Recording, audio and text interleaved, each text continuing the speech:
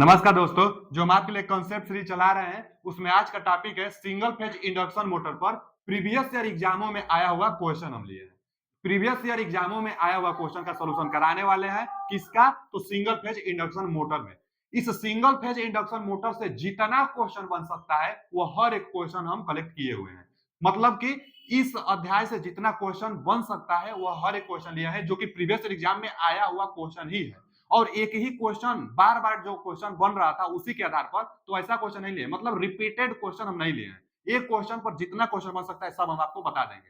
मतलब कॉन्सेप्ट सहित क्वेश्चन का सॉल्यूशन कराने वाले हैं। अगर इस सिंगल फेज इंडक्शन मोटर का थ्योरी पढ़ना चाहते हैं तो आप जाकर प्लेलिस्ट में पढ़ सकते हैं। इसका थ्योरी हम समाप्त कर दिए हैं। तो चलिए क्वेश्चन की तरफ चलते हैं। सिंगल फेज इंडक्शन मोटर का क्वेश्चन की तरफ। क्वेश्चन क्या है कि देखिए, पहला क्वेश्चन है कि विभक्त फेज, विभक्त विभक्त मतलब बांटना, और इसको इंग्लिश में क्या कहते हैं? स्प्लिट कहते हैं। तो स्प्लिट टाइप इंडक्शन मोटर एक होता है। स्प्लिट इंडक्शन मोटर होता है जिसको हम लोग क्या कहते हैं? रेजिस्टेंस स्टार्ट इंडक्शन मोटर भी कहते थे हम लोग। अच्छा, पढ़ लेते हैं कि विभक्त फेज मोटर को आमतौर पर किस रूप में जाना जाता है। अच्छा, इसी का दूसरा नाम तो वही रेजिस्टेंस स्टार्ट वाला। देखिए, resistance start induction run motor, D option. Split phase induction motor को रेजिस्टेंस स्टार्ट इंडक्शन मोटर कहा जाता है। अब क्यों कहा जाता है? क्योंकि भैया जो मेन बाइंडिंग होता है ना, मान लीजिए क्या है, यह मेन बाइंडिंग चाहे रनिंग बाइंडिंग, यहाँ पर रोटर होता था। तो इसी को ना दो भागों में ब्रेक करके एक और बाइंडिंग बनाई गई जिसको हम लोग कहते हैं स्टार्टिंग बाइंडिंग। सेल्फ स्टार्ट करने के लिए, सेल्फ स्टार्टेड था नहीं तो सेल्फ स्टार्टेड करने के लिए क्या किया गया? तरीका तरीका यही किया गया कि जो मेन बाइंडिंग थी इसमें कम टर्न रखा गया, मोटा वायर बनाया गया जिससे इसका प्रतिरोध का मान कम हो। एक और बाइंडिंग इसी के साथ जोड़ी गई और इस बाइंडिंग को हम लोग कहते हैं स्टार्टिंग बाइंडिंग, जिसमें ज्यादा टर्न और पतला वायर लेते हैं। क्यों? क्योंकि इसका रेजिस्टेंस ज्यादा हो जाएगा। पतला वायर रहेगा तो लंबा वायर बनेगा, लंबा वायर से रेजिस्टेंस ज्यादा हो जाएगा, तो इसका रेजिस्टेंस ज्यादा हो जाएगा। इसको कहेंगे स्टार्टिंग बाइंडिंग अथवा एक्सिलरी बाइंडिंग। तो क्वेश्चन यह भी पूछता है कि मेन बाइंडिंग चाहे रनिंग बाइंडिंग और स्टार्टिंग बाइंडिंग के बीच में कितना अंश का एंगल होता है? तो 90 अंश का एंगल होता है। जो रोटर होता है, rotor start of self started rotor हो जाता है। क्यों हुआ? क्योंकि इसका रेजिस्टेंस ज्यादा होने के कारण। तो इसको कहते हैं स्प्लिट। स्प्लिट मतलब विभक्त करना, बांटना। तो इसको दो फेज में बांट भी दिए और स्टार्टिंग बाइंडिंग का रेजिस्टेंस ज्यादा हो गया, इसीलिए resistance start induction run motor इसको कहते हैं। तो इसका D option is right answer. अगला क्वेश्चन देख लेते हैं। अगला क्वेश्चन है कि घरेलू रेफ्रिजरेटर में निम्नलिखित में से कौन सा मोटर का प्रयोग किया जाता है? घरेलू रेफ्रिजरेटर होता है, उसको सिंगल फेज सप्लाई चाहिए। तो देखिए, सिंगल फेज पर ज्यादातर इंडक्शन मोटर प्रयोग किया जाता है। क्वेश्चन तो यह भी पूछता है कि सिंगल फेज इंडक्शन मोटर का प्रयोग कितना परसेंट होता है। तो सिंगल फेज इंडक्शन मोटर को डोमेस्टिक मोटर के नाम से जाना जाता है। इसका प्रयोग 90% तक होता है। तो घरेलू रेफ्रिजरेटर में सिंगल फेज इंडक्शन मोटर होगा। देखिए, तुल्यकालिक मोटर तो होगा नहीं और थ्री फेज इंडक्शन मोटर होगा नहीं। तुल्यकालिक मोटर क्या करता है? पावर फैक्टर सुधारने का काम करता है। यह थ्री फेज का होता है। और उसके बाद थ्री फेज इंडक्शन मोटर तो प्रयोग नहीं करेंगे, डीसी शंट मोटर नहीं करेंगे। तो सिंगल फेज इंडक्शन मोटर का प्रयोग रेफ्रिजरेटर में करेंगे। लेकिन इसमें भी टाइप पूछ लेता है क्योंकि सिंगल फेज इंडक्शन मोटर कई प्रकार से है। तो पूछेगा कि रेफ्रिजरेटर में कौन सा मोटर का प्रयोग करेंगे, तो हम लोग कहेंगे capacitor start, capacitor run. Capacitor start, capacitor run induction motor का प्रयोग रेफ्रिजरेटर में किया जाता है, जो कि एक सिंगल इंडक्शन मोटर होता है, सिंगल फेज इंडक्शन मोटर होता है। अगला क्वेश्चन क्या है कि रिक्त स्थान का उपयोग करके विद्युत शक्ति को एसी से डीसी में रूपांतरित करने के लिए मोटर जनरेटर सेट का उपयोग क्या किया जाता है? पहले तो भैया मोटर जनरेटर सेट बहुत ज्यादा इंपोर्टेंट टॉपिक है। मोटर जनरेटर सेट क्या होता है? तो बोला है कि एसी से डीसी में रूपांतरित। क्वेश्चन पूछता है कि मोटर जनरेटर सेट का कार्य क्या है? तो मोटर जनरेटर सेट का कार्य जो होता है एसी टू डीसी में कन्वर्ट करना। एसी को डीसी में कन्वर्ट करने का काम मोटर जनरेटर सेट करता है। मोटर जनरेटर जो सेट होता है इसको एमजी सेट के नाम से हम लोग जानते हैं। ठीक है। अच्छा, उसके बाद मोटर जनरेटर सेट में मोटर कैसा होगा, जनरेटर कैसा होगा, वही पूछा है। तो भैया जो मोटर होता है इंडक्शन मोटर, जो जनरेटर होता है डीसी जनरेटर। क्यों? तो इससे पकड़िए आप, एसी को डीसी में, तो एसी पर इंडक्शन और डीसी जनरेटर, यानी डीसी जनरेटर डीसी सप्लाई आपको देगा ना। एसी को डीसी में कन्वर्ट करता है तो डीसी जनरेटर बाद में आनी चाहिए, तभी आपको डीसी जनरेटर की सप्लाई देगी, डीसी सप्लाई तभी देगी। तो यही होगा B option is right answer. Motor generator set में इंडक्शन मोटर होता है और डीसी जनरेटर होता है। यह एसी को डीसी में रूपांतरित करता है। इसको एमजी सेट के नाम से जानते हैं, एमजी सेट। एमजी सेट कहते हैं हम लोग मोटर जनरेटर सेट को। अगला क्वेश्चन क्या है? हाँ, टेलीग्राम चैनल हम लोग बना दिए हैं, तो आप जाकर टेलीग्राम चैनल सर्च कर सकते हैं। इस वीडियो के डिस्क्रिप्शन में भी हम लिंक उसका लगा देंगे, और जो टेलीग्राम चैनल का नाम है वही जो हम लोग का चैनल का नाम है, मौर्या।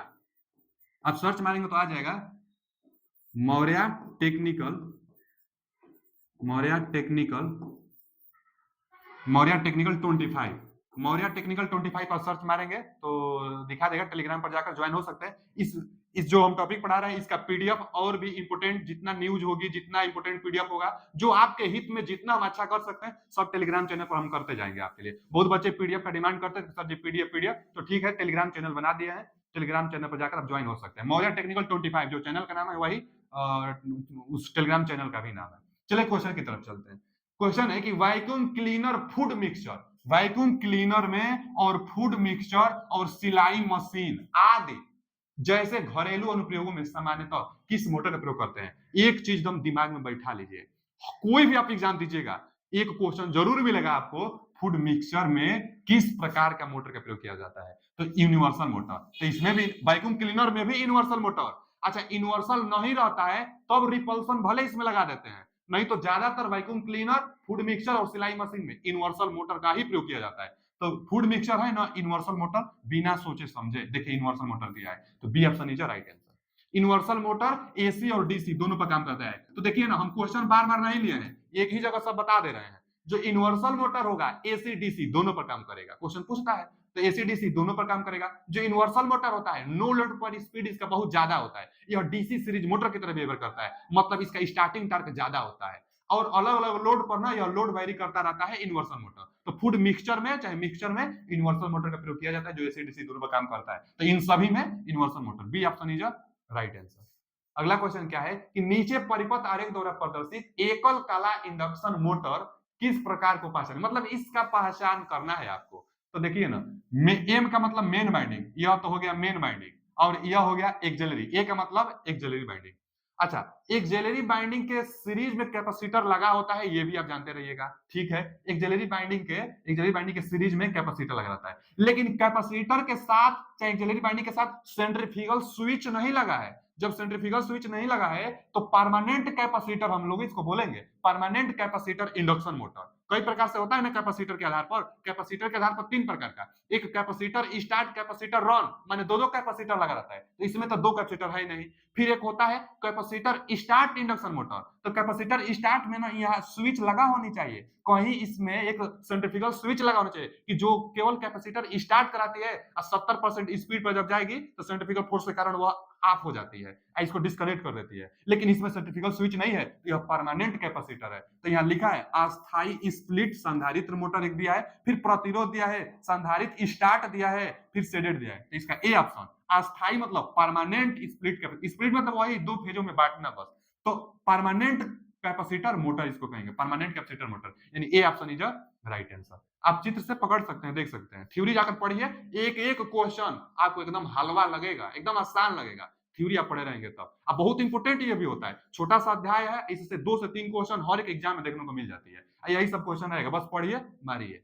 क्या है कि छादित ध्रुव, देखिए इसको शेडेड कहते हैं हम लोग, shaded pole induction motor. Shaded pole motor के घूर्णन की दिशा होती है। पहला बात तो ये जानिए कि जो शेडेड पोल होता है यह मैक्सिमम 30 वाट, 30 वाट कहीं कहीं 50 वाट भी देता है, 50 वाट तक रेटिंग इसकी होती है, मतलब इसका ना जो रेटिंग होगा बहुत कम होगा, 30 से 50 वाट। इसीलिए जो शेडेड पोल होता है इसका प्रयोग खिलौना में किया जाता है, जहां कम तार की जरूरत हो वहां शेडेड पोल मोटर का प्रयोग किया जाता है। शेडेड पोल में क्या होता है कि जो पोल होते हैं ना बाबू, जो पोल होते हैं उसमें ना एक कट लगाकर उसके बाद यहाँ पर एक कापर का रिंग लगाई जाती है।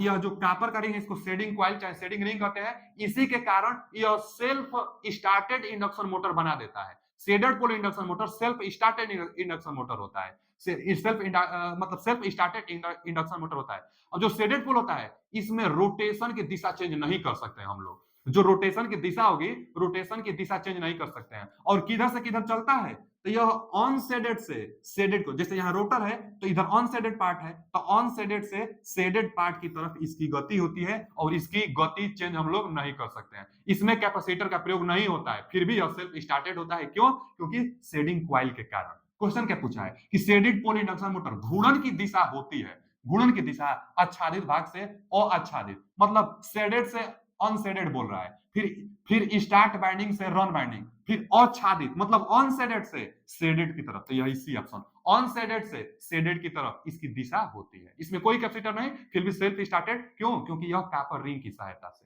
तो इसका C option is right answer. यह खिलौना में प्रयोग किया जाता है, इसका टार्क बहुत कम होता है। अगला क्वेश्चन क्या है कि एक यूनिवर्सल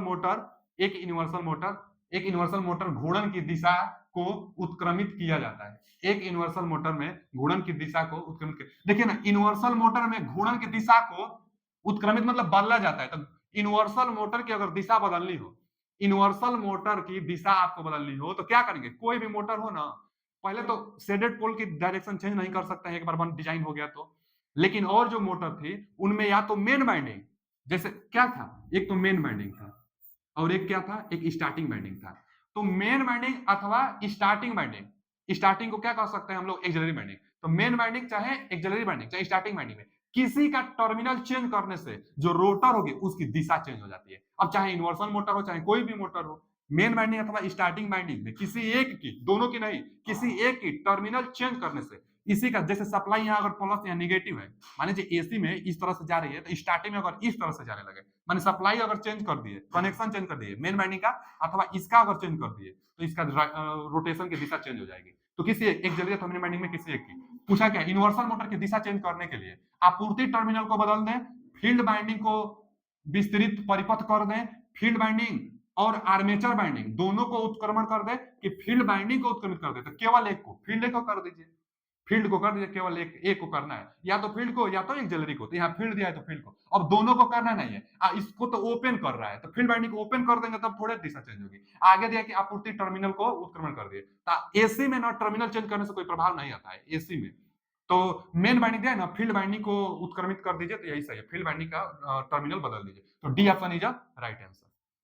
अगला क्वेश्चन क्या है, अगला क्वेश्चन है कि एक स्टेपर मोटर में 10 स्टेटर के तीथ हैं और 8 रोटर तीथ है, तो स्टेप एंगल बताइए। स्टेप एंगल का फॉर्मूला हम लिखवाए थे ना, और हम बताए थे बहुत ज्यादा इंपॉर्टेंट है। जो स्टेप एंगल होता है ना, स्टेपर मोटर में आता है, क्योंकि जो स्टेपर मोटर होता है वह स्टेप वाइज चलता है। स्टेपर मोटर और सर्वो मोटर इतना वो इंपोर्टेंट है कि आज के जमाने में कंपनियों में रोबोटिक्स में इन्हीं दोनों का एसी सर्वो मोटर और क्या स्टेपर मोटर का प्रयोग किया जाता है। क्यों?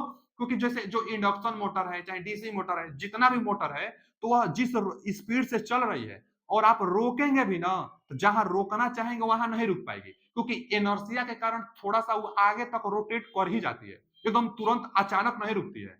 लेकिन हमको अगर कंपनी में कोई सामान ऑटोमेटिक जो ऑटोमेशन हो रहा है, कोई सामान मान लीजिए यहां से उठाकर यहां रखना है, जो रोबोटिक्स मशीनें हैं तो यहां से उठाएगी और यहां रखेगी, तो एकदम एंगल फिक्स होना चाहिए कि भाई यहां से यहां तक तो एकदम एंगल फिक्स है। तो इसी एकदम स्पेसिफिक कार्य कराने के लिए, स्पेसिफिक एंगल पर कार्य कराने के लिए स्टेपर मोटर अथवा एसी सर्वो मोटर का प्रयोग किया जाता है। क्योंकि दूसरा कोई मोटर होता तो थोड़ा सा आगे या पीछे रोटेट कर ही जाता, लेकिन स्टेपर मोटर और सर्वो मोटर एकदम स्टेप एंगल तक रोटेट करते हैं, तो और दांतों की संख्या पर निर्भर करते हैं। तो स्टेप एंगल निकालने के लिए हम फॉर्मूला बताए थे आपको कि स्टेटर में दांतों की संख्या माइनस रोटर में दांतों की संख्या बटा में दोनों का गुणनफल गुणे 360 आप कर दीजिए। अथवा एक और फॉर्मूला हम बताए थे, एक और फॉर्मूला क्या था कि 360 स्टेप एंगल बराबर कि 360 बटा में स्टेटर में पोलों की संख्या और रोटर में दांतों की संख्या। ये दो फॉर्मूला है, एक ये और एक ये, बहुत ज्यादा इंपॉर्टेंट। तो ये वाला यहां पर लगेगा, मान भर दीजिए। देखिए 10 स्टेटर तीथ 10 दिया है और 8 रोटर तीथ यह 8 दिया है। तो बाबू 10 में से 8 घटाएंगे तो ऊपर तो 2 बचेगा और नीचे दोनों का गुणनफल, तो 10 और 8 है 80 आएगा। गुणे कितना है बाबू? 360 है। देखिए कटा दीजिए, यहां से ना 2 से कटाइए, यहां से 2 से कटाएंगे तो 2 चौके 8, 4 और 0, 4 से 36 को कटाइए। तो देखिए पहले तो 1 0 से 1 0 कटा दीजिए, 4 9 36, 9 अंश। स्टेप एंगल कितना है? 9 अंश। D option is right answer, 9 अंश। बस फॉर्मूला जानते रहे तो स्टेप एंगल आप आसानी से बता लेंगे। बहुत बहुत इंपॉर्टेंट है स्टेप एंगल, जो कि स्टेपर मोटर में आता है। अगला कि पोर्टेबल ड्रिलिंग मशीन आ गया ना, ड्रिलिंग मशीन में भी टार्क अच्छा चाहिए। तो पोर्टेबल मतलब कि जो कहीं से भी हम लोग कहीं उसको ले जा सकते हैं आसानी से, हल्का ड्रिलिंग मशीन है। पोर्टेबल ड्रिलिंग मशीन के लिए निम्नलिखित में से कौन सी मोटर प्रयुक्त की जाती है? तो देखिए यहाँ डीसी कंपाउंड दिया है, स्टेपर मोटर दिया है, यूनिवर्सल और तुल्यकालिक मोटर। सबसे ज्यादा टार्क किस में अच्छा होगा? तो यूनिवर्सल मोटर में, यूनिवर्सल मोटर ड्रिलिंग मशीन में प्रयोग करेंगे। पोर्टेबल ड्रिलिंग मशीन है तो कौन सा? यूनिवर्सल। कई बार क्वेश्चन पूछता है बाबू, तो यूनिवर्सल मोटर का प्रयोग। अब फिर जान लीजिए जो यूनिवर्सल, अच्छा पोर्टेबल ड्रिलिंग मशीन मतलब जो छोटा ड्रिलिंग मशीन होगी उसी के लिए यूनिवर्सल मोटर। अच्छा जो यूनिवर्सल मोटर होगा एसी डीसी दोनों पर काम करेगा, नो लोड पे इसका स्पीड ज्यादा रहता है, इसमें टार्क अच्छा होता है, इसलिए पोर्टेबल ड्रिलिंग में इसका प्रयोग करते हैं। तो यूनिवर्सल मोटर आप जानते रहिए। अगला क्वेश्चन क्या है कि निम्नलिखित में से कौन सा प्रतिष्ठम मोटर, मतलब क्या इसको कहते हैं? Reluctance, reluctance, reluctance motor. निम्नलिखित में से कौन सा रिलक्टेंस मोटर की एक विशेषता नहीं है? रिलक्टेंस मोटर का विशेषता नहीं है पूछा है, लेकिन ये जानिए कि जो रिलक्टेंस मोटर होता है सेल्फ स्टार्टेड मोटर होता है। यह एक सिंगल फेज सिंक्रोनस मोटर है। हम बताए थे थ्योरी के टाइम कि single phase synchronous motor, single phase synchronous motor दो प्रकार से होता है। कौन कौन? तो एक होता है रिलक्टेंस, एक होता है रिलक्टेंस और दूसरा होता है हिस्टेरिसिस, हिस्टेरिसिस। तो जो हिस्टेरिसिस मोटर है और जो रिलक्टेंस मोटर है, यह दोनों का दोनों सिंगल फेज सिंक्रोनस मोटर है। और यह क्या है? यह आवाज बहुत कम करते हैं, इनके रोटर पर कोई बाइंडिंग नहीं होता है। हिस्टेरिसिस लॉसेस पर काम करता है और यह रिलक्टेंस लॉसेस पर काम करता है। दोनों सिंक्रोनस मोटर है, दोनों सेल्फ स्टार्टेड है। तो वही पूछा है रिलक्टेंस मोटर की विशेषता क्या है? यह आसान अनुरक्षण, आसान मेंटेनेंस, तो सही है। उच्च शक्ति गुणांक, तो यही तो गलत है। इसमें विशेषता नहीं है तो यही सही हो जाएगा, यानी बी ऑप्शन। एक बात ध्यान से देखिए, जो सिंक्रोनस मोटर होते हैं ना, तो इनका जो पावर फैक्टर होगा वो कम होता है। दिया है उच्च शक्ति गुणांक, तो नहीं, उच्च शक्ति गुणांक इनका नहीं होता है। इनका 10.6 10.5 इतना ही पावर फैक्टर होता ही है। तो उच्च पावर फैक्टर, शक्ति गुणांक का मतलब पावर फैक्टर, तो उच्च पावर फैक्टर रिलक्टेंस का गलत का है। रिलक्टेंस का उच्च पावर फैक्टर नहीं होता है, लो पावर फैक्टर होता है। इनका पावर फैक्टर क्या होगा? Low power factor. Low power factor कितना भैया? तो 10.6 के आसपास, तो इसका लो पावर फैक्टर। तो यही कम लागत तो सही है। कोई डीसी क्षेत्र में बाइंडिंग नहीं होती है, तो हाँ कोई डीसी बाइंडिंग नहीं होती। थ्री फेज सिंक्रोनस मोटर में डीसी बाइंडिंग भी होती है, डबल एक्साइटेड होता है थ्री फेज। अगला अध्याय हमारा यही रहेगा कि थ्री फेज इंडक्शन मोटर, तो और वो three phase synchronous motor, three phase induction motor समाप्त कर दिए हैं। तो अगला अध्याय थ्री फेज सिंक्रोनस मोटर, उसमें हम देखेंगे कि वो डबल एक्साइटेड माने डीसी बाइंडिंग होती है, जबकि सिंगल फेज में कोई डीसी बाइंडिंग नहीं, बस एक ही बाइंडिंग होता है स्टेटर पर, रोटर पर तो कोई बाइंडिंग नहीं होता है। तो कोई डीसी बाइंडिंग नहीं होता है, सही है, ये बात सही है। कम लागत ये भी सही है, लेकिन ये गलत है, गलत पूछा था, तो इसका B option is right answer. अगला क्वेश्चन क्या है कि एक एकल phase induction motor, single phase induction motor एक पंप से जोड़ा जाता है। मोटर पंप सेट की, मोटर पंप सेट की संयुक्त क्षमता, टोटल क्षमता 60% और पंप की क्षमता 80%, तो मोटर की क्षमता बताइए बाबू। टोटल अगर जो इफिशियंसी देखा जाए, टोटल इफिशियंसी देखा जाए, इफिशियंसी, इफिशियंसी टोटल बराबर इफिशियंसी किसका किसका, तो टोटल इफिशियंसी 60 दिया है और पंप की, तो पंप की इफिशियंसी गुण मोटर की इफिशियंसी, इफिशियंसी मोटर की, दोनों का जो गुणनफल होगा वही टोटल इफिशियंसी के बराबर आएगा। और टोटल इफिशियंसी दिया है 60%, 60% टोटल इफिशियंसी दिया है। और एनपी माने पंप का, तो पंप का इफिशियंसी देखिए दिया है 80%, तो पंप का इफिशियंसी 80% दिया है। हमको निकालना क्या है? मोटर की इफिशियंसी आपसे पूछा है, ठीक है, इसको हम लगा देते हैं। देखिए मोटर की इफिशियंसी निकालना है ना, लग जाएगा, लगाइए। देखिए 60% बटा में 80%, तो परसेंटेज से परसेंटेज कट जाएगा, तो 60 बटा में 80, यही निकालना है ना हम लोग को मोटर की इफिशियंसी। परसेंटेज में आएगा क्योंकि सब परसेंटेज में मान भरे हैं, तो यहाँ से एक जीरो कट जाएगा, 100 से गुणा कर देते हैं परसेंट, ये परसेंटेज से ये परसेंटेज कट गया, इसको परसेंटेज में निकालने के लिए 100 से गुणा करेंगे, तो ये 6, अच्छा 2 से भी कटाइए, 2 से भी कटाएंगे तो क्या होगा? 2 तिहाई 6, ऊपर 3 और नीचे 2 चौके 8 4, अब परसेंटेज के लिए 100 से गुणा कर दीजिए, तो आ जाएगा इसकी इफिशियंसी, मोटर की इफिशियंसी। कटाइए, देखिए यहाँ से ना 4 से कटाएंगे ना तो 25 चौका 100, अब 25 तिहाई 75, तो मोटर की इफिशियंसी कितना आ रही है? 75% आ रहा है। परसेंटेज के लिए 100 से हम गुणा किए, ये परसेंटेज परसेंटेज कट गया, इसका परसेंटेज के लिए 100 से हम गुणा किए, तो ये 25 चौका 100, 25 तिहाई 75, टोटल 75%। देखिए B option is right answer. आसान क्वेश्चन था ना, आराम से पढ़ेंगे तो एकदम बन जाएगा। तो इसका B option is right answer, 75% question आ रहा है जवाब। आगे क्या है कि निम्नलिखित में से किस मशीन में आरंभिक बाइंडिंग और मुख्य बाइंडिंग के बीच 90 अंश का दूरी होता है, 90 अंश का विद्युतीय दूरी होता है? अरे भैया मेन बाइंडिंग और स्टार्टिंग बाइंडिंग के बीच में 90 अंश का इलेक्ट्रिकल एंगल होता है, कई बार पूछता है। तो किस में? थ्री फेज में नहीं, सिंक्रोनस मोटर में, डीसी में नहीं, एकल फेज इंडक्शन मोटर में व्यवस्था होती है। एकल फेज इंडक्शन मोटर में दोनों के बीच में 90 अंश का एंगल बना होता है। अगला क्वेश्चन क्या है कि अस्थाई विभक्त संधारित्र, आ गया ना, permanent capacitor start motor, permanent capacitor जो जुड़ा रहेगा, परमानेंट अस्थाई विभक्त संधारित्र मतलब वही परमानेंट कैपेसिटर मोटर में संधारित्र जुड़ा होता है, संधारित्र जुड़ा होता है, तो जो स्टार्टिंग वाइंडिंग चाहे एक्सिलरी वाइंडिंग होगी उसी के साथ सीरीज में जुड़ा होता है। पढ़ लेते हैं, मुख्य कुंडलन के समांतर में, मुख्य कुंडल के साथ नहीं, मुख्य कुंडलन के साथ श्रेणी में, मुख्य कुंडलन के साथ होता ही नहीं है। परिवर्तन मतलब स्टार्टिंग कुंडलन के साथ समांतर में तो नहीं, स्टार्टिंग कुंडलन के साथ श्रेणी में तो यही सही है। देखिए ना, हम बता देते हैं, जैसे देखिए यहाँ पर क्या है, यहाँ पर मेन बाइंडिंग है, यहाँ पर मेन बाइंडिंग, और यहीं से यही है स्टार्टिंग बाइंडिंग।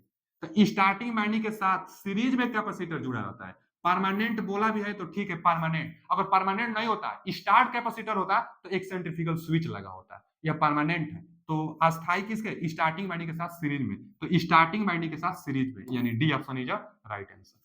अगला क्वेश्चन क्या है, अगला क्वेश्चन है कि कौन सी डिवाइस पावर पल्स, मतलब पावर पल्स का पल्स पर काम करे, डिजिटली सिग्नल पर काम करे, को विभव यांत्रिक मतलब डिस्ट्रिक्ट मैकेनिकल मूवमेंट में परिवर्तित करती है। डिस्ट्रिक्ट मैकेनिकल मूवमेंट, डिस्ट्रिक्ट का मतलब जैसे घड़ी चलती है, रुक रुक कर घड़ी कैसा चलता है, मान लीजिए कि अगर 12 पर है तो फिर 1 सेकंड आ गया, 1 सेकंड आ गया, 1 सेकंड, सेकंड वाली सुई सेकंड पर, मिनट वाली सुई मिनट पर, तो स्टेप वाइज वो चलती है। तो वही डिस्ट्रिक्ट का मतलब जो रुक रुक कर गति करे, तो स्टेपर मोटर, जो रुक रुक कर गति करे स्टेपर मोटर। तो मैकेनिकल जो शक्ति होगी डिस्ट्रिक्ट मैकेनिकल शक्ति होगी। अच्छा, काम कैसे करेगा, तो पावर पल्स लेगा, डिजिटली सिग्नल लेगा, तो डिजिटली सिग्नल को पल्स के रूप में लेता है और क्या स्टेप वाइज देता है स्टेपर मोटर। तो stepper motor B option is right answer, discrete mechanical power देगी स्टेपर मोटर। तो B stepper motor, stepper motor और स्टेप एंगल, इसके लिए फॉर्मूला हम लिखे थे, फिर से लिख दे रहे हैं स्टेप एंगल का, 360 बटा में M into N R, M stator में पोलो की संख्या, या तो एक और फॉर्मूला है कि स्टेटर में दांतों की संख्या माइनस रोटर में दांतों की संख्या बटा में दोनों का गुणनफल गुणे 360, बहुत ज्यादा इंपॉर्टेंट है, तो इसको जानते रहिएगा। अगला क्वेश्चन है कि अनुत्तेजित सिंगल फेज तुल्यकालिक मोटर कौन सा है भैया, फिर आगे question, single phase synchronous motor, single phase जो सिंक्रोनस मोटर होगी बाबू, यह दो प्रकार से थी, कौन कौन, तो एक था रिलक्टेंस, रिलक्टेंस मोटर, और एक था हिस्टेरिसिस, हिस्टेरिसिस। तो जो हिस्टेरिसिस मोटर है, रिलक्टेंस मोटर है, दोनों सिंगल फेज सिंक्रोनस मोटर है। आगे पढ़ने वाले हैं हम लोग थ्री फेज सिंक्रोनस मोटर। तो देखिए ना, जो थ्री फेज सिंक्रोनस मोटर होती है, स्टेटर पर एसी सप्लाई दी जाती है, जो कि आर्मेचर बाइंडिंग स्टेटर पर हो जाता है, और रोटर पर फील्ड बाइंडिंग होता है, जिसको हम लोग डीसी सप्लाई देते हैं, और डीसी सप्लाई देकर इसको एक्साइटेड करते हैं, और डीसी सप्लाई देने के लिए ना दो दो स्लिप रिंग लगा रहता है, आगे हम देखेंगे, तो दो दो स्लिप रिंग की सहायता से इस पर डीसी सप्लाई देंगे। तो यह डबल एक्साइटेड है, कौन सा, थ्री फेज सिंक्रोनस मोटर। जो थ्री फेज सिंक्रोनस मोटर है डबल एक्साइटेड, दो दो सप्लाई दी जाएगी, एसी सप्लाई स्टेटर पर और डीसी सप्लाई रोटर पर, डबल एक्साइटेड है। और यहाँ क्या पूछा है कि अनुत्तेजित सिग्नल फेज, अनुत्तेजित सिग्नल फेज का मतलब अनएक्साइटेड, डबल एक्साइटेड नहीं, तो इसमें रिलक्टेंस में और हिस्टेरिसिस में। तो पढ़ लेते हैं, हिस्टेरिसिस दिया है, ठीक दिया है, यूनिवर्सल तो नहीं, एसी श्रेणी तो नहीं, और विकर्षण मतलब रिपल्सन, तो रिपल्सन भी नहीं, एक ही ना दिया है। देखिए ना, इन दोनों में से कोई एक ऑप्शन देता। जो सिंगल फेज सिंक्रोनस मोटर होते हैं यह डबली एक्साइटेड नहीं होते हैं, इनके रोटर पर तो बाइंडिंग नहीं होगा, जब रोटर पर बाइंडिंग नहीं होगा तो इसमें सप्लाई नहीं देंगे, यह अनएक्साइटेड होते हैं, अनएक्साइटेड होते हैं। तो अनएक्साइटेड सिंगल फेज मोटर, तो या तो हिस्टेरिसिस या तो रिलक्टेंस, तो इसमें एक ही ऑप्शन दिया है, हिस्टेरिसिस दिया है, तो यही सही हो जाएगा। और यह रिपल्सन होता है, तो रिपल्सन नहीं, रिपल्सन में तो बाइंडिंग होती है, तो ये ऑप्शन नहीं होगा, इसका A option right answer, hysteresis motor. जान लीजिए कि जो हिस्टेरिसिस मोटर होता है इसका प्रयोग टेप रिकॉर्डर में किया जाता है, क्योंकि यह आवाज नहीं करता है, यह स्मूथ होता है, क्रोम स्टील का रोटर बना होता है, जबकि जो रिलक्टेंस मोटर होता है सिग्नल में अथवा टाइमर में इसका प्रयोग किया जाता है, यह भी आवाज नहीं करता है।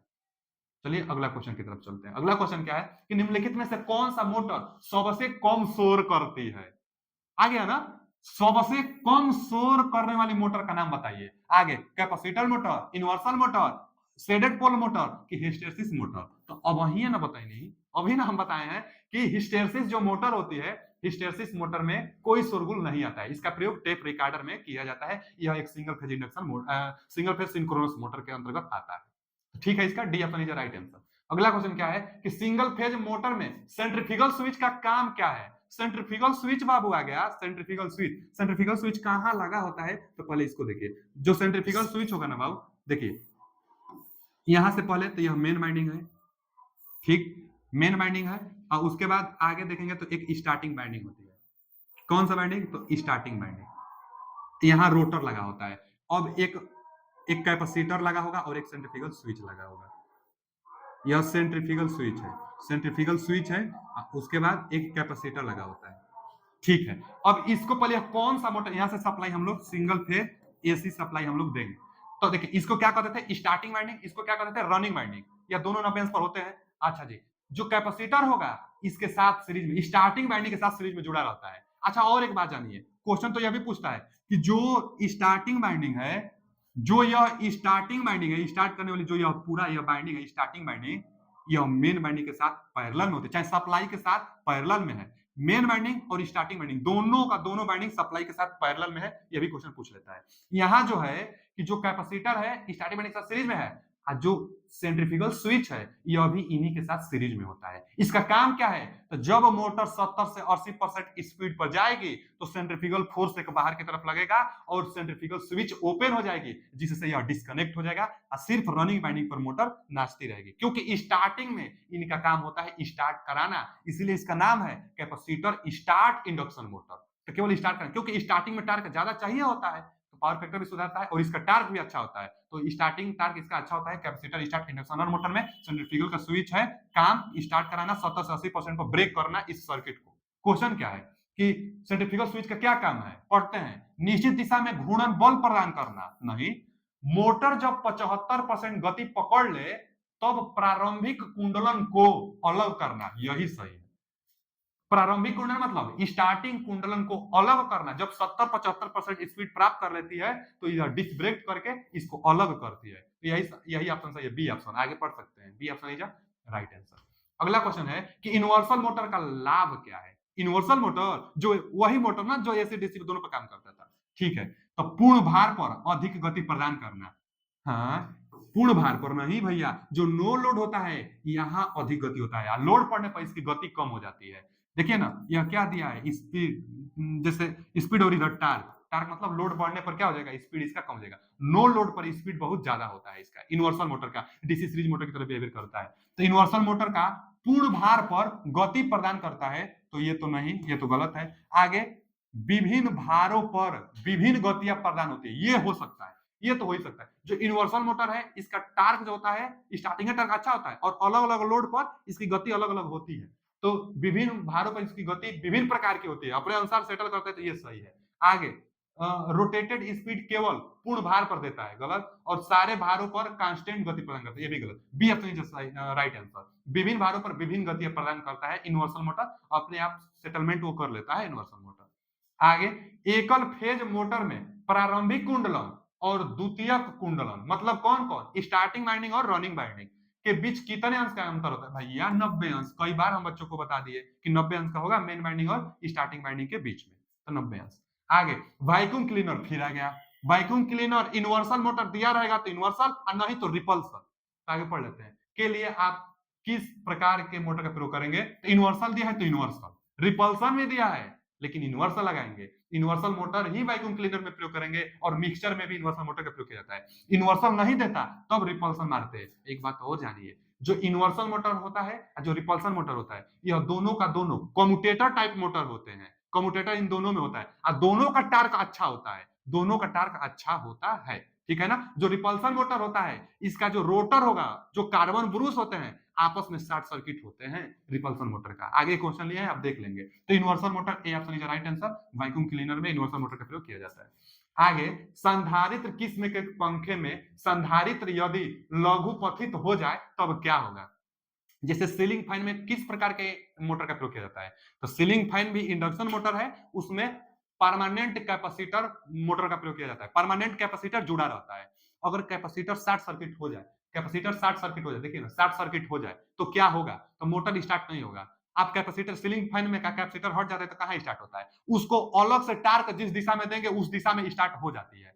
तो क्या हुआ, कैपेसिटर का काम है स्टार्टिंग टार्क प्रदान करना, और कैपेसिटर जब हट जाएगा तो स्टार्टिंग टार्क नहीं दे पाएगी, पावर फैक्टर नहीं सुधार पाएगा, तो स्टार्ट नहीं हो पाएगा, तो वही कैपेसिटर शॉर्ट सर्किट हो गया है, तो तब पंखा क्या होगा, नहीं चलेगा। यही सही है, धीरे धीरे चलेगा, आवाज के साथ चलेगा कि अधिक तेज चलेगा, तो नहीं, ए ऑप्शन नहीं चलेगा। कैपेसिटर शॉर्ट सर्किट हो जाएगा तो नहीं चलेगा, चलाने के लिए अलग से फिर फोर्स चाहिए, इसलिए तो कैपेसिटर प्रयोग करते हैं। आगे, अपकेंद्री स्विच का उपयोग सामान्यतः किया जाता है। अपकेंद्री स्विच मतलब वही सेंट्रीफ्यूगल स्विच का प्रयोग किया जाता है। आगे, यूनिवर्सल मोटर में कि प्रतिकर्षण मोटर में, तो इनमें नहीं होता है। Capacitor start, capacitor run motor में तो इसमें होता है। अब देखिए, स्टेटेड पोल मोटर में भी नहीं होता है। अच्छा, capacitor start, capacitor run motor जो था, इसमें सेंट्रीफ्यूगल स्विच का प्रयोग हुआ था, लेकिन जो कैपेसिटर स्टार्ट है, इसके साथ सेंट्रीफ्यूगल स्विच सीरीज में होता है। कैपेसिटर रन तो परमानेंट कनेक्टेड होता है। जैसे क्या होता है कि यहाँ पर यह मेन वाइंडिंग होती थी, फिर यहाँ पर यह स्टार्टिंग वाइंडिंग होती थी, उसके बाद यहाँ से सप्लाई आएगा, तो इसमें एक परमानेंट कैपेसिटर, एक और कैपेसिटर लगता था, इसी कैपेसिटर में सेंट्रीफ्यूगल स्विच, यहाँ पर सेंट्रीफ्यूगल स्विच। तो वही पूछा है ना कि अपकेंद्री स्विच सामान्यतः किया जाता है, तो capacitor start, capacitor run motor में किया जाता है, यहाँ रोटर होता था। अच्छा देखिए, यह क्या है, कौन सा कैपेसिटर, तो कैपेसिटर स्टार्ट है, और यह है कैपेसिटर रन। जो कल थ्योरी हम बताए थे, वहां देख लीजिए कि जो इलेक्ट्रोलाइट कैपेसिटर होता है ना, वो कैपेसिटर स्टार्ट होता है। शायद हम कल उल्टा बोल दिए थे, तो यह जो कैपेसिटर स्टार्ट है इलेक्ट्रोलाइट, लिख दे रहे हैं, इलेक्ट्रोलाइट, इलेक्ट्रोलाइटिक, LYTI से, इलेक्ट्रोलाइटिक कैपेसिटर, यह जो कैपेसिटर। और यह क्या है, जो रनिंग कैपेसिटर होता है ना, पेपर टाइप का कैपेसिटर होता है, PAPER, पेपर कैपेसिटर होता है। जो रनिंग कैपेसिटर होता है पेपर कैपेसिटर होता है, जो रनिंग कैपेसिटर होता है पेपर कैपेसिटर, और जो स्टार्टिंग कैपेसिटर होती है, जो केवल स्टार्ट करने के लगाई गई है, वो इलेक्ट्रोलाइट कैपेसिटर होती है। इसका मान ज्यादा होता है। कितना होता है स्टार्टिंग कैपेसिटर का मान, तो ज्यादा, मतलब 200 माइक्रोफैरेड से ज्यादा, 70 माइक्रोफैरेड से ज्यादा आप जितना दे दे, 100 माइक्रोफैरेड दे दे, 200, 250, 300, बहुत ज्यादा। स्टार्टिंग कैपेसिटर का मान बहुत ज्यादा होता है, जो इलेक्ट्रोलाइट का बना होता है, और रनिंग कैपेसिटर का मान कम होता है, 2 से 70 माइक्रोफैरेड, 2 से 45 कहीं देता है, तो 2 से 70 माइक्रोफैरेड के बीच में रनिंग कैपेसिटर का मान होता है। यह पेपर टाइप का होता है, स्टैटिक कैपेसिटर इलेक्ट्रोलाइट का होता है। तो आप देख लेंगे, इसमें कैपेसिटर स्टार्ट, कैपेसिटर रन में सेंट्रीफ्यूगल स्विच का प्रयोग किया जाता है। अगला क्वेश्चन आते हैं। अगला क्वेश्चन है कि रिपल्सन मोटर में ब्रूसों को जोड़ा जाता है, आपस में शॉर्ट सर्किट। रिपल्सन मोटर में जो ब्रूस होंगे, देखिए ना, जो रिपल्सन मोटर होगा, यहाँ तो मान लीजिए कि यह क्या है, यह पोल हो गया, यह पोल हो गया, लेकिन जो ब्रूस होता है कम्यूटेटर टाइप होता है, और कार्बन ब्रूस इस पर लगा रहता है, लेकिन ये जो कार्बन ब्रूस है आपस में शॉर्ट सर्किटेड रहते हैं रिपल्सन मोटर में। तो रिपल्सन मोटर में ब्रूस शॉर्ट सर्किट होते हैं, और इनकी डायरेक्शन चेंज करने के लिए ना ब्रूस का एक्सिस घुमाते हैं। सेम एक्सिस में रहेगा तो टार्क नहीं बनेगा, इसको इधर करेंगे तो 0 से 45 पर करेंगे तो मैक्सिमम टार्क लगेगा। अब 45 से जब ज्यादा कर देंगे तो उल्टा दिशा में रोटेट करने लगेगा। क्यों? क्योंकि मान लीजिए यहाँ पर है, इधर करेंगे तो अब टार्क लगेगी और इधर रोटेट करेगी, क्योंकि यहाँ नॉर्थ है तो यहाँ भी नॉर्थ बनता है, और जैसे अब थोड़ा सा होगा ना तो प्रतिकर्षण के कारण दूर भेजेगा। अब 45 से ज्यादा कर देंगे तब ये वाला सिरा अब इधर आ गया, तो फिर अब इधर भेजने लगेगा। तो इसलिए इसको ब्रूस की एक्सिस करके डायरेक्शन, अगर इसी को इधर करेंगे ना तब इधर रोटेट करने लगेगा, और रिपल्सन कर रहा है, नॉर्थ नॉर्थ है तो रिपल्सन कर रहा है, इसलिए इसको रिपल्सन मोटर कहते हैं। तो ब्रूसों को आपस में शॉर्ट सर्किट किया जाता है। दिया क्या है, बाहरी सप्लाई से जोड़ते हैं, ब्रूसों को जोड़ा जाता है बाहरी सप्लाई से, गलत। स्टेटर बाइंडिंग से, गलत। ब्रूसों को आपस में ही जोड़ा जाता है एक दूसरे से जंपर तार की मदद से, तो ये सही है। जंपर तार, जो ऐसा वायर जो किसी दूसरे चीज को लिंक करे उसको जंपर कहते हैं। जैसे जो ट्रांसमिशन लाइन होती है ना, तो मान लीजिए कि यहाँ टावर है, इधर से सप्लाई आ रही है, फिर इधर सप्लाई भेजना है, तो यहाँ से यहाँ टावर पर अटैच कर नहीं ना देंगे, तो जंपर वायर से क्या करते हैं हम लोग, सप्लाई देते हैं, तो इसको जंपर वायर कहते हैं। जंपर वायर जो एक वस्तु को दूसरे वस्तु से लिंक करे, तो जंपर वायर से दूसरे को हम लोग शार्ट करा देंगे, तो एक दूसरे से जंपर तार की सहायता से लिंक कर देंगे। तो यही C option is right answer, जो ब्रूस होते हैं रिपल्सन मोटर में। अगला क्वेश्चन क्या है, अगला क्वेश्चन है कि एक ऐसी मोटर जिसमें रोटर बाइंडिंग नहीं होता है, ऐसा मोटर जिसमें रोटर बाइंडिंग नहीं होता है वह है, तो रिपल्सन मोटर में तो बाइंडिंग होता है, कम्यूटेटर टाइप होता है। रिलक्टेंस मोटर में कोई बाइंडिंग नहीं होता है, स्टेपर मोटर में तो होता है, फिर हिस्टेरिसिस मोटर में भी कोई बाइंडिंग नहीं। तो अब दोनों दिया है ना बाबू, इसको हम लोग लगाएंगे हिस्टेरिसिस मोटर। जो हिस्टेरिसिस मोटर होता है इस पर कोई बाइंडिंग नहीं होता है, यह हिस्टेरिसिस लॉसेस पर काम करता है। किसका बना होता है रोटर इसका, तो हिस्टेरिसिस मोटर का जो रोटर होता है क्रोम स्टील का बना होता है, क्रोम स्टील का। कई बार पूछता है, जो हिस्टेरिसिस मोटर होता है इसका रोटर क्रोम स्टील का बना होता है। यह लॉसेस, हिस्टेरिसिस लॉसेस पर काम करेगी। यह नॉइजलेस होती है, इसमें कोई नॉइज, इसमें आवाज नहीं आता है, इसलिए इसका प्रयोग टेप रिकॉर्डर में करेंगे, जहां शांत जगह की जरूरत हो, टेप रिकॉर्डर में आवाज नहीं चाहिए आपको, तो वहां हिस्टैरिसीस मोटर का आप प्रयोग करेंगे। तो हिस्टैरिसीस मोटर में कोई बाइंडिंग नहीं होती है। किसमें रोटर में बाइंडिंग नहीं होती है? तो हिस्टैरिसीस में। ये नहीं होता तब हम लोग किसको लगाते, तब रिलक्टेंस को लगाते। तो C option is right answer, hysteresis motor में कोई बाइंडिंग नहीं। आगे देखिए, आ गया। पहले तो तुम देखने से पता चल रहा है कि यह ब्रूस आपस में सर्किट है, रिपल्सन मोटर होगा। कार्बन ब्रूस आपस में शॉर्ट सर्किटेड है ना, रिपल्सन मोटर होगा। दिया गया चित्र को बताइए, पूछा भी है, दिया गया चित्र को आप बताइए। अब प्रतिकर्षण, रिपल्सन मोटर दिया है, स्टेपर दिया है, कैपेसिटर स्टार्ट दिया है, और फिर हिस्टेरिसिस दिया है। हिस्टेरिसिस में इस पर कोई बाइंडिंग नहीं होती है, कार्बन ब्रूस कुछ नहीं होता है हिस्टेरिसिस में, ये नहीं होगा। संधारित्र कैपेसिटर स्टार्ट ये कहाँ है? स्टेपर मोटर भी नहीं है। स्टेपर मोटर में भी दांतों की संख्या दिखाई जाती है, स्टेप वाइज रोटेट करता है। स्टेपर मोटर का प्रयोग कहाँ करेंगे? तो जो हार्ड डिस्क होता है ना, कंप्यूटर का जो हार्ड डिस्क होता है, वहां पर हार्ड डिस्क में इसका स्टेपर मोटर का, क्योंकि एक स्टेप एंगल पर होना चाहिए। जो घड़ी उड़ी होती है वहां भी स्टेपर मोटर का प्रयोग करते हैं। लेकिन repulsion motor is right answer, क्योंकि रिपल्सन मोटर में जंपर की सहायता से कार्बन ब्रूस को आपस में शॉर्ट सर्किट कर दी जाती है, और इसकी डायरेक्शन चेंज करने के लिए जो यह एक्सिस है कार्बन ब्रूस का, इसको इधर उधर करने से इसका डायरेक्शन चेंज हो जाता है। तो इसका A option is right answer.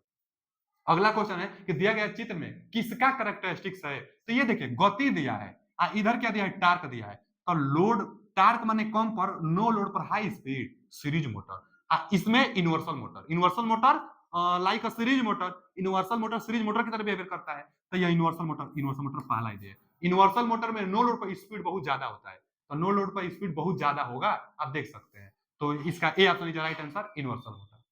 अगला क्वेश्चन क्या है कि सिंगल फेज मोटर के मामले में निम्नलिखित में से किस कैपेसिटर को प्राथमिकता दी जाती है? सिंगल फेज मोटर के मामले में निम्नलिखित में से सिंगल फेज, नेक्स्ट क्वेश्चन क्या है कि सिंगल फेज मोटर के मामले में निम्नलिखित में से किस कैपेसिटर की प्राथमिकता दी जाती है? देखिए ना, किस कैपेसिटर की प्राथमिकता दी जाती है सिंगल फेज इंडक्शन मोटर में। अब देखिए, पेपर कैपेसिटर भी दिया है और इलेक्ट्रोलाइट कैपेसिटर भी दिया है। यह दोनों कैपेसिटर का प्रयोग तो होगा, लेकिन टू वैल्यू कैपेसिटर होगा तब। लेकिन कैपेसिटर स्टार्ट कराने में किस कैपेसिटर का प्रयोग किया जाता है? तो इसका प्रयोग किया जाता है इलेक्ट्रोलाइट कैपेसिटर का। यह एक स्टार्टिंग कैपेसिटर होता है, स्टार्टिंग कैपेसिटर का मान 17 माइक्रोफैराड से ज्यादा होता है, तो स्टार्टिंग कैपेसिटर यही इसका ऑप्शन हो जाएगा। लेकिन यह पूछता कि परमानेंट कैपेसिटर में किस प्रकार के कैपेसिटर का प्रयोग किया जाता है? तो परमानेंट कैपेसिटर में पेपर कैपेसिटर। क्यों? क्योंकि परमानेंट कैपेसिटर में जो कैपेसिटर लगेगा वो रनिंग कैपेसिटर कहलाएगा ना, क्योंकि सदैव जुड़ा रहेगा वो। रनिंग कैपेसिटर में पेपर, जैसे जो सीलिंग फैन होता है, सीलिंग फैन क्या परमानेंट कैपेसिटर होता है? परमानेंट कैपेसिटर मतलब रनिंग कैपेसिटर, तो रनिंग कैपेसिटर में पेपर। केवल इलेक्ट्रोलाइटिक जो होता है केवल स्टार्ट कराने के लिए कैपेसिटर होता है, इसका मान 17 माइक्रोफैराड से ज्यादा होता है। तो D option is right answer. अगला क्वेश्चन क्या है कि निम्नलिखित में से किस प्रकार का एकल फेज मोटर उत्तम पावर फैक्टर पर कार्य करता है?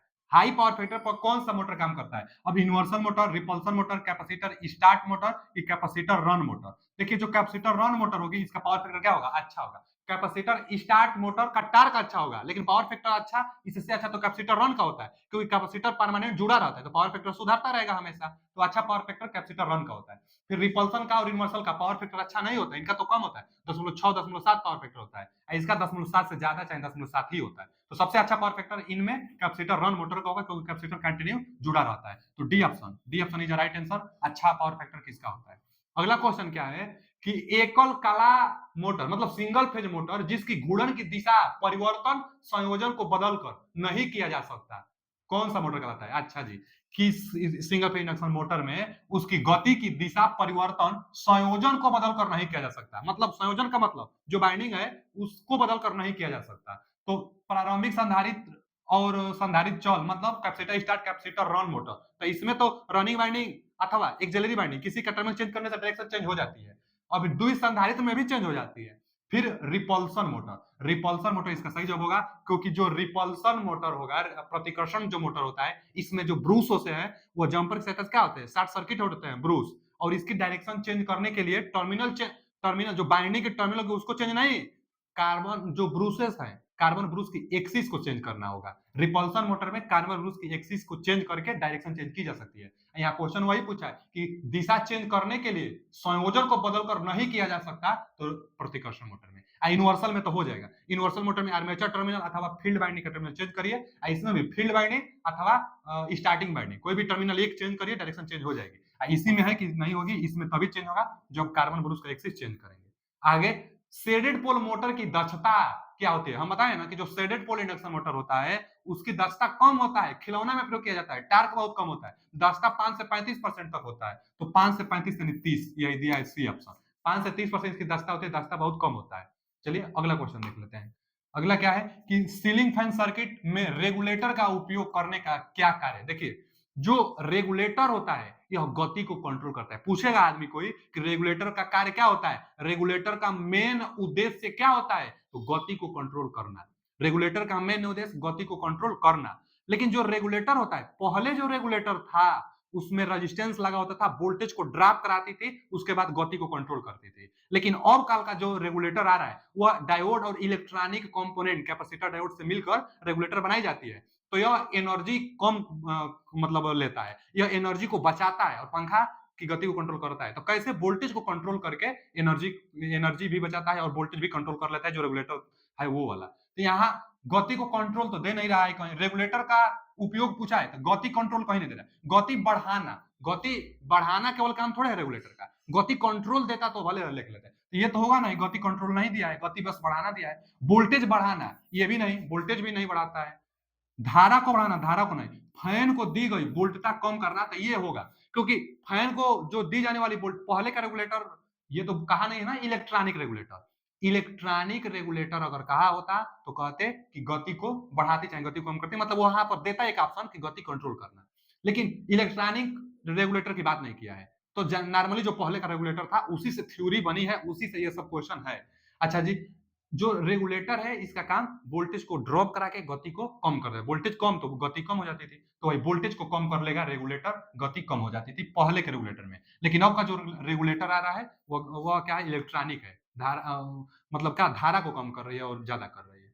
आगे, एकल फेज मोटर में सहायक बाइंडिंग का सामान्य प्रतिरोध क्या है? एकल फेज मतलब सिंगल फेज इंडक्शन मोटर में सहायक बाइंडिंग, वही एक्सिलरी बाइंडिंग चाहे स्टार्टिंग बाइंडिंग का सामान्य प्रतिरोध क्या होता है? तो ज्यादा होता है। तो मध्यम होता है कि मुख्य बाइंडिंग के संदर्भ में तुलनात्मक रूप से उच्च, तो यही होता है ना, ये बी ऑप्शन। मेन जो बाइंडिंग होगी, मुख्य बाइंडिंग होगी, उससे थोड़ा ज्यादा होगी, तो ये सही है। आगे निम्न और शून्य नहीं, B option is a right answer. तो क्वेश्चन सब समाप्त हो गया है सिंगल फेज इंडक्शन मोटर से। आप देख सकते हैं हर एक क्वेश्चन अच्छी तरह से बताएं। फिर भी कोई क्वेश्चन में डाउट है तो कमेंट करिए, आपके कमेंट पर ही हम जवाब दे देंगे अपना। और इसका पीडीएफ लेने के लिए टेलीग्राम चैनल को आप ज्वाइन कर सकते हैं। टेलीग्राम चैनल बन गया है, मौर्य टेक्निकल 25 नाम से है। इस वीडियो के डिस्क्रिप्शन में उसका लिंक भी दे दिया जाएगा। अगर वीडियो अच्छा लगा हो तो कमेंट करिए। थैंक यू, धन्यवाद।